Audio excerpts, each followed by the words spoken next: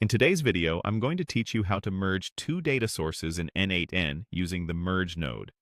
We'll start by creating the first data source node. This should be any node that produces data, such as an API, a database, or a spreadsheet. Configure it to fetch the dataset you need, maybe a list of customers, orders, or users, and run the node to confirm it returns the expected items. This first stream will serve as input 1 for the merge node. As a quick tip, open the output panel and glance at the field names and data types. Consistent structures now will save time later when we combine results. Next, add the second data source node. Point it to a different system or a separate table or sheet, and set it up to return a complementary dataset, such as customer details or account attributes. This will become input 2 for the merge node. At this point, your workflow has two independent branches. Before moving on, make sure both nodes output arrays of items and, if you plan to match records, that they share at least one common field name or an easily mapped identifier. Now, drag the merge node into the canvas and connect both data sources to it. Input 1 to your first dataset and input 2 to your second.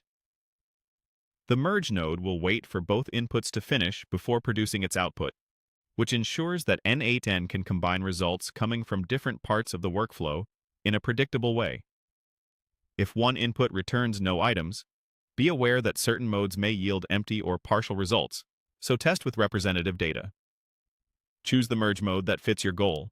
Append mode simply stacks all items from both inputs into a single list, perfect for unifying similar datasets like customers from an API plus customers from a spreadsheet. This is straightforward, but it may include duplicates if the same record appears in both inputs, so plan how you'll clean that up downstream if needed. Use combine mode when records must match. Combine by matching fields pairs items that share a common value, such as a customer ID, merging them into a single enriched record. Combine by position lines up items by their index, first with first, second with second, which is handy if both lists are in the same order and length. All possible combinations creates every pair across both inputs. Use it thoughtfully, as it can grow very large. Finally, send the merged output to the next node.